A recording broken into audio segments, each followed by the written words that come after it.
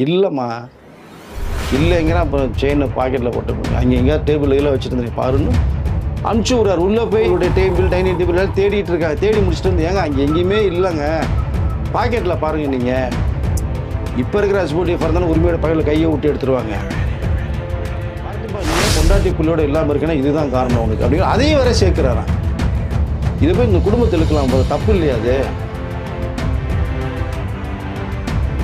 நீங்க நல்லாவே சாக மாட்டடா, என்ன அவருன்னா பிள்ளையா? அந்த மாதிரி நீ அங்கே போய் இருந்தால் அவருக்கு அத்தனை இது நீ பண்ணுற செய்கிற. ஏன் எல்லாத்துக்கும் தகவல் சொல்ல வேண்டியதானே? நாங்களாம் இல்லையா? ஏங்க ஒரு கல்யாணம்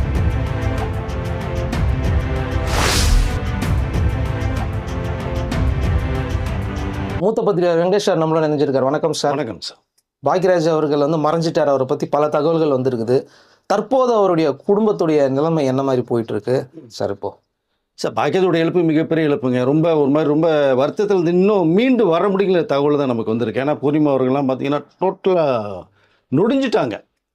எப்பயுமே ஒரு என்ன சொல்ல, குடும்பத்தில் ஒரு தலைவன் இல்லைன்னா எந்த அளவுக்கு சிரமங்கிறது எல்லாருக்குமே தெரியும். பட் அவங்க கட்டி காத்தாங்க. பாக்யராஜ் அவர்கள் கஷ்டப்பட்டு உருவாக்கி சம்பாரித்த சொத்துக்களை அவர் சினிமாவுக்கு நிறைய விட்டுட்டார். அது வச்சுருந்தாலே போதும், சிறப்பாக இருந்திருக்கும். பட் இங்கே இருக்கிற இந்த லேக் ஏரியாவில் ஒரு வீடு மட்டும் இருக்குது. அது பூர்ணிமா பாக்யராஜ் அவர்களோட அந்த கண்ட்ரோல் இருந்ததுனால இப்போ அங்கே தான் இருக்காங்க. சாந்தனும் மிஸ்ஸஸ்ஸு அண்ட் பூர்ணிமா பாக்யராஜ் அவர்கள் எல்லாமே அங்கே தான் இருக்காங்க. பட் ஒரு அதாவது மற்ற டென்ஷன், அந்த சாப்பாடு செலவு, போக்குவரத்துக்கு பிரச்சனை கிடையாது. ஆனால் அந்த தலைவன் இல்லைன்னா எவ்வளோ வலி இருக்குங்கிறது கண்டிப்பாக வந்து உணர முடியும். அதுலேருந்து மீண்டு வர்றது ரொம்ப ரொம்ப ரொம்ப சிரமம். ஏன்னா அவ்வளோ அந்யோன்யமாக இருந்தாங்க ரெண்டு பேருமே. பார்த்தீங்கன்னா அந்த 84 கல்யாணத்துக்கு பிறகு இது வரைக்குமே ரெண்டு பேருமே பார்த்தீங்கன்னா ஹஸ்பண்ட் ஒய்ஃப் எல்லா நிகழ்ச்சிக்கும் ஒன்றா போவாங்க, ஒன்றா வருவாங்க. ஏன்னா கடைசியாக குஷ்பு பொண்ணு மேரேஜுக்கு ஒன்றா தான் போய்ட்டு பார்த்துருப்பீங்க நீங்கள்.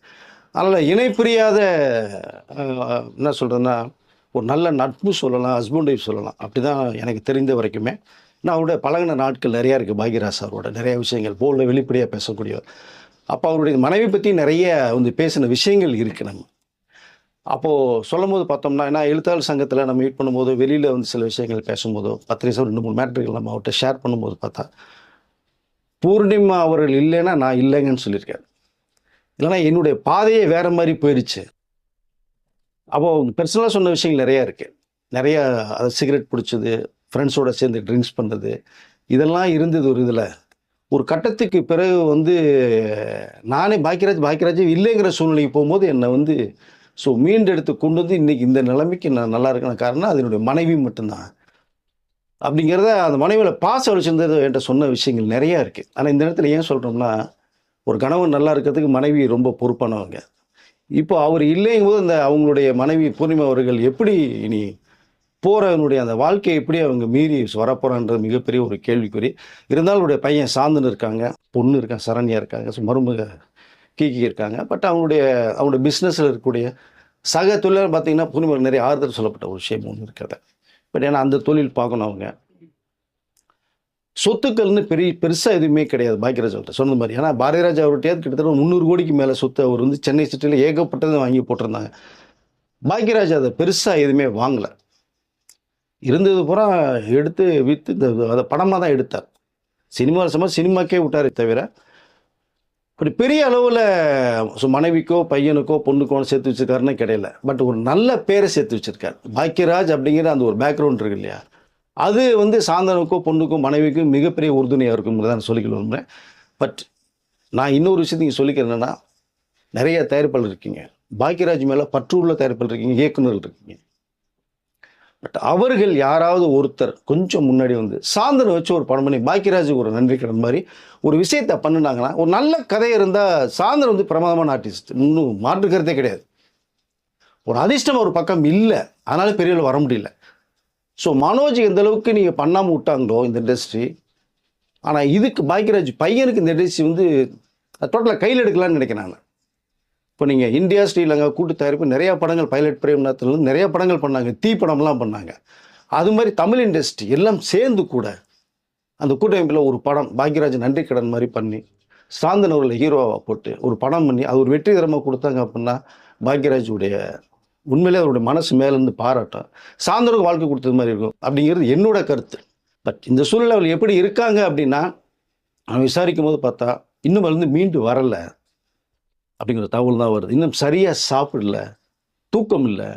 அந்த வீட்டில் போனாலே பாக்கியராஜ் நின்னது பேசுனது, கடைசியாக இறுதி கிட்ட அந்த சோஃபாவில் உட்காந்துருக்கும் போது 5 நிமிஷத்துக்கு எல்லாமே முடிஞ்சு போச்சு.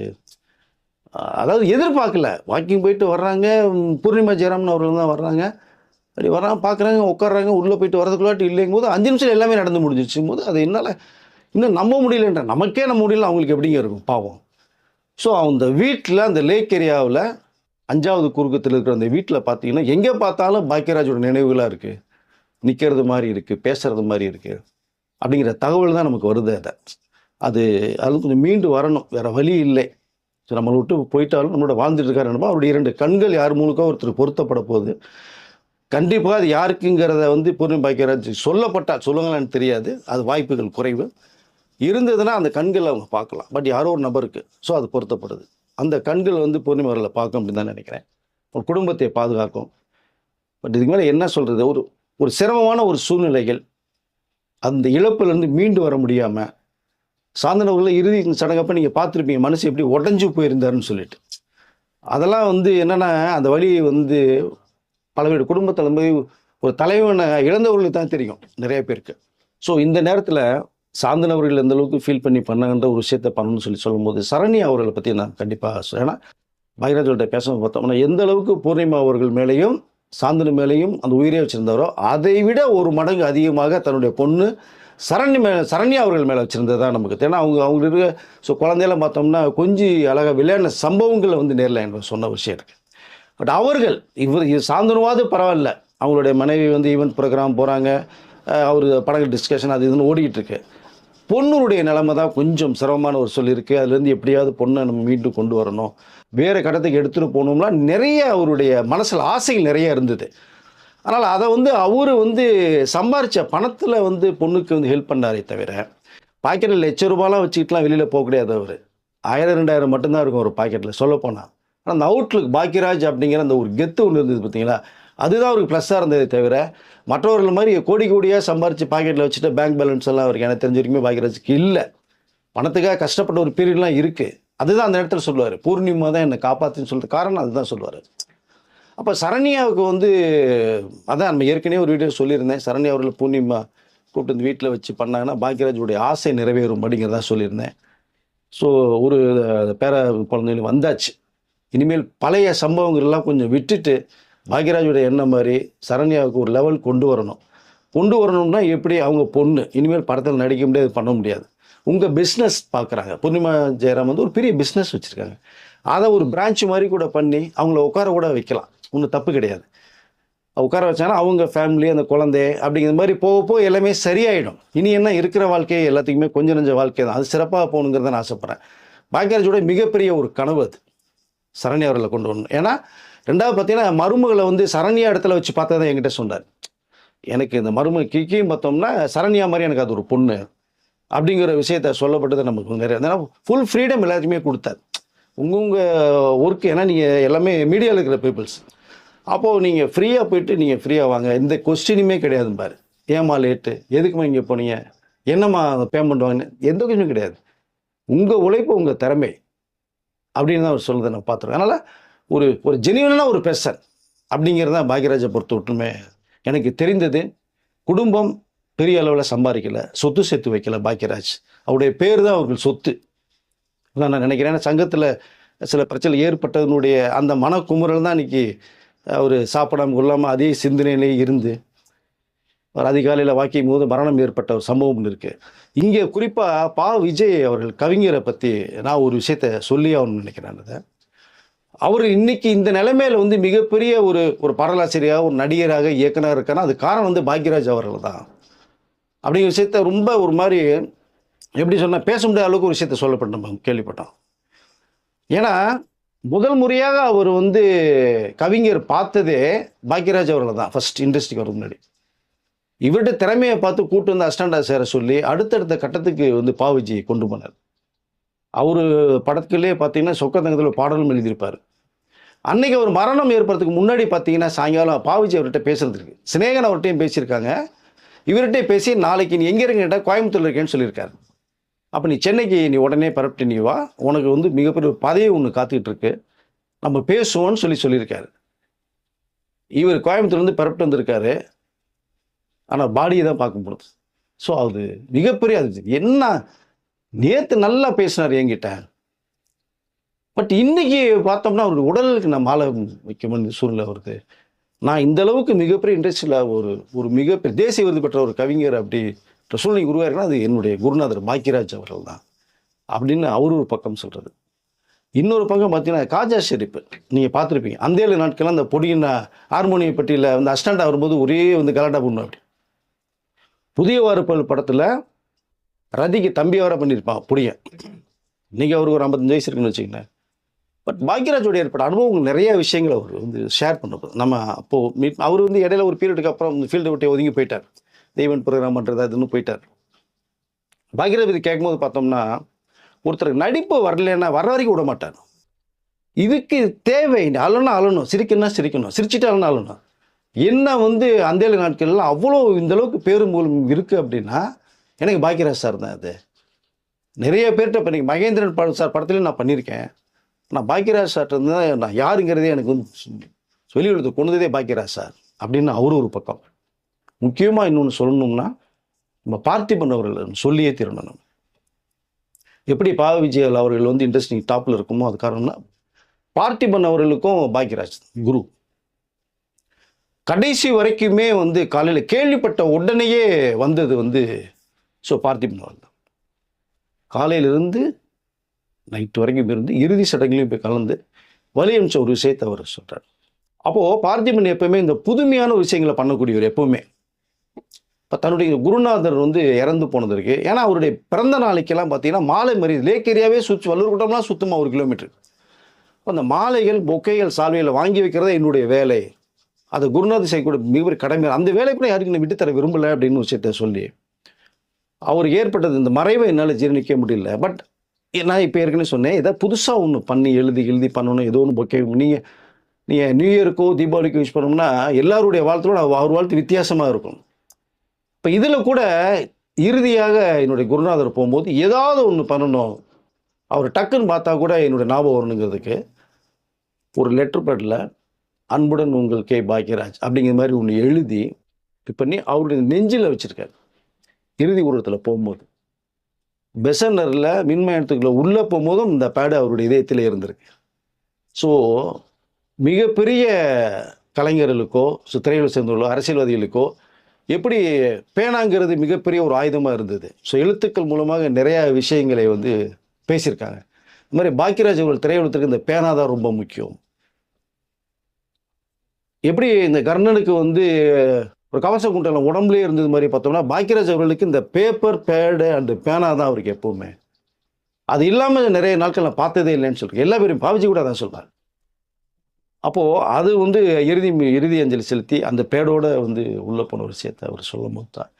பட் இவ்வளோ விஷயங்கள் அவர் பண்ணியிருக்காரு. ஒரு குருவாக இன்றைக்கி அவர் நிலைமை இருக்காருன்னா அவர் காரணம். பட் அவருக்கு ஒரு சாபம் வர்றது மாதிரி அவருடைய முன்ன உதவியாளர்லாம் ஒருத்தர் சொன்னதாக ஒரு தகவலை வேற சொல்கிறார்.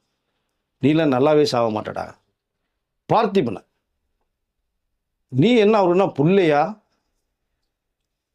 அந்த மாதிரி நீ அங்கே போய் இருந்து அவருக்கு அத்தனை இது நீ பண்ணுற செய்கிற, ஏன் எல்லாத்துக்கும் தகவல் சொல்ல வேண்டியதானே, நாங்கள்லாம் இல்லையா, ஏங்க ஒரு கல்யாணத்துக்கு அழைப்பு கொடுக்கலாங்க, நீங்கள் வாங்க அப்படின்னு. ஒரு மரணம் ஏற்பட்ட ஒரு வீட்டுக்கு வந்து போய் அழைப்பாக கொடுப்பாங்க, அவருக்கு தெரிய வேணாம். பாக்யராஜ் அசிஸ்டன்ட்டு சொல்கிறதுக்கே கஷ்டமாக இருக்குது. அவர் சொல்ல போனால் அந்த குரூப்பில் இருந்தவரான், கேள்விப்பட்டால் போகணும், போக முடியலன்னா விட்டுறணும், அதோட சரி. பட் அவர் வந்து பார்த்திபன் சாபத்தை விட்டுருக்காரு. அது பார்த்திபன் ரொம்ப வாழ்க்கையை வெறுத்துட்டார். அதை சாந்தனகிட்ட போய் சொல்லியிருக்காரு, சாந்தனு இப்படி நான் அப்பாவுக்கு இருந்து என்னோட குருநாதர்ப்பா, ஏன்னா சாந்தனெல்லாம் தூக்கி வளர்த்தவர். ஸோ பார்த்திபன் அது அந்த நேரத்தில் என்ன சொல்கிறதுனே தெரியாமல் சாந்தனும் ஒன்றும் இல்லைன்னு இருங்க, நீங்கள் ஃப்ரீயாக இருங்கன்னு அவர் அந்த நேரத்தில் பார்த்திபனுக்கு ஆறுதல் சொல்லப்பட்ட தகவல் ஒன்று. சாந்தன் அவரே மோசமான கண்டிஷனில் இருக்கார். அப்போது இவர் போய் சாப உறுப்பினர் நீங்கள் வந்து இருந்து பார்த்திபன் மாதிரி நீங்கள் செஞ்சுருக்கணும். அந்த ஸ்பாட்டில் யார் வேணான்னு சொன்னா அதை முக்கால்வாசி ஆர்கனைசிங் பண்ணி வந்தவர்கள் விஐபியை கூட்டு போய் தமிழக முதலமைச்சர் வரும்போது கூட கூட்டு போய் நிற்க வச்சு கார் வரைக்கும் வந்து விட்டதே அவர் தான். அப்போ ஃபுல்லாக இருந்து பார்த்துருக்காரு. அப்புறம் பிஆர்ஐ யூனியனில் இருக்கக்கூடிய டைமண்ட் பாபர்லேருந்து நிறைய பேர்கள் இருந்து பார்த்தாங்க. ஏன் நீங்கள் வந்து பார்க்கணும்ல, அதான முறை. அது பேசுறது ஈஸியாக, சாவ விடலாமா? இதில் இன்னொன்று, பார்த்திபா நீ ஏன் பொண்டாட்டி பிள்ளையோட இல்லாமல் இருக்கேன்னா இதுதான் காரணம் உனக்கு அப்படிங்கிற அதையும் வேற சேர்க்கிறாராம். இதை போய் இந்த குடும்பத்தில் இருக்கலாம் போல, தப்பு இல்லையா அது? பார்த்திபன் எப்படி இருந்தால் அவருக்கு தான் தெரியும். கேட்டா என்ன வழியோட இருக்காருங்கிறது அவருக்கு தான் தெரியும். அப்போ ஒரு இறுதி அஞ்சலி செலுத்துகிற நேரத்துக்கு அவர் ஒரு பக்கம் விடுற மாதிரி ரொம்ப வருத்தத்தோட ஒரு பதிவு பண்ணார் பார்த்திபன் அவர். அதான் நான் சொல்லிக்கிறேன், யார் எது சொன்னாலும் நீங்கள் கேட்க வேண்டிய அவசியமே இல்லை பார்த்திபன் சார். உங்கள் வேலை என்ன, உங்கள் கடமையை நீங்கள் செஞ்சுருக்கீங்க. உங்கள் குருநாதருக்குள்ள விஷயத்தை நீங்கள் பண்ணியிருக்கீங்க. அதற்குள்ள பலன் குருநாதர் மேலேருந்து உங்களுக்கு கொடுப்பார், அவ்வளோதான். பட் நீங்கள் நல்லா இருக்கீங்க, உங்கள் ஆத்ம திருப்திக்கு பண்ணால் போதும். மற்றவர் சொல்கிறதுக்கு வேதனைப்படுறது வந்து அவசியமே இல்லை. பட் இப்படிலாம் ஒரு சூழ்நிலை போகுது. பட் அவர்கள் வந்து சாந்தன் எப்படி இருக்காரு, சரண்யா எப்படி இருக்காங்க, பேரக்குழந்தை எப்படி இருக்காங்க, மருமை எப்படி இருக்காங்க, பூர்ணிமா அவர்கள் எப்படி இருக்காங்க, எல்லாம் அந்நியன்னு கூப்பிடக்கூடிய இல்லையா? சில பேர் அக்கா அக்கான்னு கூப்பிடுவாங்க. பாவிஜெயில் அக்கா அக்கான்னு கூப்பிடுவார். வீட்டுக்கு யார் போனாலும் உடனே ஒரு காஃபி, டீ, பிஸ்கட், ஸ்நாக்ஸ் வந்துடுங்க வர்றவங்களுக்கு மரியாதை செலுத்துவாங்க. பாக்கியராஜ் சொல்லவே மாட்டார். யார் வந்து பாக்கியராஜ் யார் வந்து பார்த்தாலும் வந்துடும், சாப்பிட்டு போங்க. அவ்வளோ அந்யோன்யமாக உபசரிக்கக்கூடிய ஒரு கேரக்டர் அவங்க பூர்ணிமா அவர்கள். சினிமாலேருந்து ஒதுங்கினப்பறம் ஏதாவது சினிமாவில் நீங்கள் பார்த்தீங்களா? நடிக்க என்ன நடித்தாங்க, சீரியல் பண்ணாங்க கொஞ்சம், அதுலேருந்து ஒதுக்கிட்டாங்க. அப்புறம் பண்ணுனா இன்றைக்கி அக்கா கேரக்டரு, அண்ணி கேரக்டரு, அம்மா கேரக்டர், எவ்வளோ கேரக்டர் இருக்கு எங்கள் இண்டஸ்ட்ரியில். அது பண்ணலாம், ஆனால் பண்ணலை. அவங்க பண்ணாங்கன்னு நினைக்கிறேன் சார், சில படங்கள் மட்டும் பண்ணாங்க. இல்லைங்க, இப்போ சமீபத்தில் சொல்கிறேங்க, நான் வந்தது கொஞ்சம் இடையில பண்ணாங்க. இப்போ கரண்ட் வரைக்குமே பண்ணலான்னு சொல்ல வரேன் நான். அதை வேணான்னு ஒதுங்கினாங்க. சரி, பிஸ்னஸ் ஒன்று ஆரம்பிச்சாச்சு, அதுக்குள்ளே போவோம். நம்ம ஃபேமிலியில் இருக்க ஹஸ்பண்ட், பட் அவர் போகிறாரு. அவர் வந்து ரியாலிட்டி ஷோ போகிறாங்க, ஈவெண்ட் போகிறாங்க, கெஸ்ட்டாக போய் பேசுகிறாங்க, படங்கள் பண்ணிகிட்ருக்காங்க. ஒருத்தர் இருந்தால் 2 பேர் அட் ஏ டைமில் ராத்திரி போல் போனாங்கன்னா பசங்களை யார் பார்க்குறது? வளர்ந்த பசங்க தான் இருந்தாலும் வீட்டில் பொறுப்பாக ஒருத்தர் இருக்கணும்ல, அந்த பொறுப்பை ஏற்றுக்கிட்டாங்க. அதனால தான் சொத்துக்கள் எதுவுமே இல்லை. மிஞ்சி போனால் எனக்கு தெரிஞ்ச வரைக்கும் ஒரு 25 கோடி ரூபாய்க்கு மேலே சொத்து பாய்க்கிறது இருக்கான்னு தான் நான் நினைக்கிறேன். பாரதிய ஜனதாவுக்கு 300 கோடிக்கு மேலே இருக்குது. சம்பாதிச்சதே அவ்வளோதான். மன்னல அந்த பாக்கியராஜ்ன்ற ஒரு பேர், ஒரு புகழ் இண்டஸ்ட்ரியில் அதை விட்டுட்டு போயிருக்கார். அது இவர்களை காப்பாற்றும். சாந்தன் அவர்களுக்கு ஒரு படம் கண்டிப்பாக தமிழ் திரையுலகம் ஒரு படம் சிறப்பாக பண்ணி கொடுத்தால் இந்த நேரத்தில் பாக்கியராஜ் அவர்களுக்கு நீ நன்றிக்கடன் செலுத்துறதா நான் நினைக்கிறேன். நான் அதை சரண்யா அவர்களுக்கும் இதுவரைக்கும் முடிஞ்சது முடியட்டும். பூர்ணிமா அவர்களோட சேர்ந்து அவங்களுடைய சிறப்பாக மகிழ்ச்சியாக பண்ணானா பாக்கியராஜ் அவர்களுடைய ஆத்மா சாந்தி அடையும் அப்படின்னு தான் நான் நினைக்கிறேன். அதை பட் இன்றைய சூழ்நிலையில் அதுலேருந்து அவங்க மீண்டு வரணும். பட் ஒரு சிரமத்தை, ஒரு துக்கத்தில் இன்னும் அதுலேருந்து வெளியில் வர முடியாத ஒரு கண்டிஷனில் இருக்காங்க. நான் விசாரிக்கும் போது இப்போ ஸோ அது வந்து நீங்கள் வெளியில் கொஞ்சம் வாங்க, வந்தால் தான் நீங்கள் வந்து அடுத்த கட்டத்துக்கு நகர முடியும். அது அவங்களுக்கு சொல்ல வேண்டிய அவசியம் கிடையாது. நான் இந்த நேரத்தில் இன்னும் ஒரே விஷயத்தை சொல்லிக்கல விரும்புகிறேன். பாக்கியராஜ் அவர்கள் வந்து பொண்ணு இருக்குது, சாந்தனும் எம்ஜிஆர் அவர்கள்ட்ட குழந்தை பிறந்ததுக்கு போய் ஆசீர்வாதம் வாங்கிட்டு வரணும்னு வந்து எம்ஜிஆர்கிட்ட அப்பாயின்மெண்ட் கேட்குறாரு. பூர்ணிமா ஜெயராமனில் நேராக போகிறேன். எம்ஜிஆர் உடனே வர சொல்லிட்டாரு. ஆனால் தன்னுடைய கலையுலக வாரிசுன்னு சொல்லிட்டாரு. வாங்க பாக்கியராஜ்ன்றாரு. குழந்தையோட போகிறாரு. ஒரு குழந்தையோட வருவார் இருந்தால் பார்த்தாரு எம்ஜிஆர். பார்த்தா 2 குழந்தையோட போயிட்டார். பட் பார்த்தா எம்ஜிஆர் அவர்கள் ஒரு செயின் போடுறதுக்கு ஜானகி அம்மாகிட்ட ஒரு கோல்டு செயின் வாங்கி ஒரு ஜிப்பாவில் உள்ளே போட்டிருக்காரு, சைட் பாக்கெட். இங்கே வந்து பார்த்தா 2. அவர் ஒரே குழப்பம். செயினை உள்ளே வரது மாதிரி உள்ளே விட்டு தேடி இருக்காரு. செயின் இல்லைம்மா. ஜானகி அம்மாட்ட சொல்லுங்க, ஏம்மா செயின் எங்கேம்மா வச்சேன்? ஏன் நான் தான் கொடுத்தேன், உங்கள் பாக்கெட்டில் போட்டிங்களா அப்படின்றாங்களா ஜானகி அம்மா. இல்லைம்மா. இல்லைங்கன்னா அப்புறம் செயினை பாக்கெட்டில் போட்ட பண்ணி அங்கே எங்கேயாவது டேபிள் கீழே வச்சுட்டு இருந்தேன் பாருன்னு அனுப்பிச்சி விட்றாரு. உள்ளே போய் எம்ஜிஆர் அவர்களுடைய டேபிள், டைனிங் டேபிள் எல்லாம் தேடிட்டு இருக்காங்க. தேடி முடிச்சுட்டு வந்து, ஏங்க அங்கே எங்கேயுமே இல்லைங்க, பாக்கெட்டில் பாருங்கள் நீங்கள். இப்போ இருக்கிற ஹஸ்பண்ட் ஃபர்தான உரிமையோட பகையில் கையை விட்டு எடுத்துருவாங்க. அப்போல்லாம் அந்த வார்த்தைகள் தான் மரியாதை. இப்போ ஜானகி அம்மா அவர்கள் சொல்கிறாங்க, இது எம்ஜிஆர் அவர்கள் உள்ளே விட்டு இல்லைங்கிறேன், திரும்ப இல்லை. சரி, இந்த வேற ஒரு செயின் எடுத்துகிட்டு வா, பரவாயில்ல போட்டு அது எங்கேயாவது இருக்கும் அப்படின்னு சொல்லி ஒரு செயின் எடுத்துகிட்டு வராங்க ஜானகி அம்மையார். வந்தோடனே அந்த செயினை வந்து பொண்ணுக்கு போடுற சரண்யா அவர்களுக்கு போடுறார். இன்னொரு செயினை ஜிப்பால் வந்து எடுத்து சாந்தனுக்கு போடுறார். அப்போது ஜானகி அம்மா பார்க்குறாங்களா, இருக்குன்னு பார்த்தீங்களா, நீ இல்லைன்னு சொன்னீங்களே. இல்லைம்மா, பாக்கியராஜ் குழந்தையோட ஆசீர்வாங்கணும்னு சொல்லி சொன்னேன், அப்படியே வர சொல்லியாச்சு. 2 குழந்தையோட வந்துட்டார். இப்போ இந்த குழந்தைக்கு நான் செயினை போட்டால் அது 2 வயசு, அது என்ன ஃபீல் பண்ணா? இன்னமும் கழுத்தில் போடுறாங்க, நமக்கு இல்லைன்னு ஃபீல் பண்ணணும்ல. அது மனசையும் கஷ்டப்படுத்தணும் தான் இன்னொரு செயின் எடுத்துகிட்டு சொன்னேன் நான். அப்படின்னு எம்ஜிஆர் அவர்கள் சொன்ன பாக்யராஜ் நேரடி சொன்ன விஷயங்கள். இப்படி நிறைய சம்பவங்கள் பாக்யராஜ் அவருடைய வாழ்க்கையில் நடந்தது. அதுக்கு ஒரு நன்றி கடனாக வந்து எம்ஜிஆர் அவர்கள் வந்து அண்ணா நீ என் தெய்வம்னு ஒரு படம் ஒன்று லாஸ்ட்டாக சிஎம் ஆயிட்டார். சிஎம் ஆனதுக்கப்புறம் டைரக்ட் ஸ்ரீதர் படம், உரிமை குரல் படம் வந்து எம்ஜிஆர் அவர்கள் ஸ்ரீதருக்காக மிகப்பெரிய லைஃப் கொடுத்தவர். அந்த நன்றிக்கு வந்து ஸ்ரீதர் ஒன்று பண்ணுறாங்க, அண்ணா நீ என் தெய்வம்னு ஒரு படம். இவர் சிஎம் ஆனதுக்கப்புறம் படம் பாதியில் ட்ராப் ஆகிடுச்சு. ஸோ நகர்ந்து கொண்டு போகலாம். அப்போ பெல் பாட்டம் ஹிப்பி ஸ்டைலில் எம்ஜிஆர் வச்சிருப்பாங்க. அந்த ஸ்டைல் ஒரு 80 ஸ்டைலில் ஒரு 78. அப்போது அதை வந்து கேள்விப்பட்டு ஒரு 4000 ஃபீட்டுக்கு மேலே இருக்குது பாக்யராஜ் அன்டேக் பண்ணுறாங்க. ஸ்க்ரீன் பிளே கிங்காச்சு இவர். ஸ்க்ரீன் பிளே டோட்டலாக மாற்றுறாரு. ஃப்ரேமில் எம்ஜிஆர் வருவாங்க, அவரோட ஆக்ட் பண்ண அந்த 4000 ஃபீட்டுக்குள்ளது எல்லாமே அப்போல்லாம் ஃபிலிமில் பண்ணுவாங்க, எடிட் பண்ணி ரெடி பண்ணி வச்சிட்டாரு. அதற்கு பிறகு கன்வினேஷனில் ஒரு படம் பண்ணுறாரு. அதை டைட்டில் மட்டும் அண்ணா நீ என் தெய்வத்தை மட்டும் மாற்றி அவசர போலீஸ் 100ன்னு மாற்றி படம் பண்ணார். படம் ஹிட்டு, நல்ல பேர் வந்தது. எம்ஜிஆருடைய இறுதி படமே வச்சுக்கலாம் நீங்கள் அதை. மதுரை மீட்டு சுந்தரபாண்டியன் ஒன்று இருக்குது, ஆனால் இவருடைய இறுதி படம். பட் பாக்யராஜ் அவர்கள் கடைசியாக ஹீரோவை நடித்த படம்னு பார்த்தா 2015 வந்த துணை முதல்வர்னு ஒரு படம் பண்ணாங்க.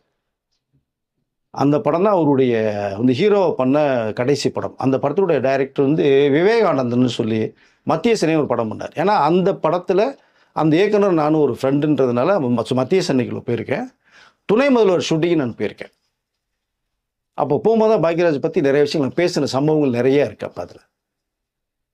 ஸோ அந்த அனுபவங்கள் இது. அதனால் நிறைய விஷயங்கள் மலர் நினைவுகள் நிறைய இருக்குது. நிறைய விஷயங்கள் நம்ம ஷேர் பண்ணுறதால பகிர்ந்துக்கலாம். பட் நான் திரும்பவும் சொல்லிக்கிற ஒரே தான், பாக்யராஜ் அவருடைய குடும்பம் பாக்யராஜ் கூட தான் வாழ்ந்துட்டு இருக்காரு. மேலேருந்து ஒரு ஆசீர்வாதம் கொடுத்துட்ருக்காரு. மீண்டும் வாருங்கள், குடும்பமாக சந்தோஷமாக இருங்க. பெரிய சொத்து சேர்த்து வைக்கணும்னு போவேன்னா பாக்யராஜ்ன்ற பேரும் புகழும் இந்திய தொடர்பில் சேர்த்து வச்சுட்டு போயிருக்கேன்னு தான் சொல்லிக்கிறேன் சார். நிறைய விஷயங்களை ஷேர் பண்ணிட்டீங்க சார். அடுத்த வீடியோவில் சந்திக்கலாம். நன்றி சார். நன்றி.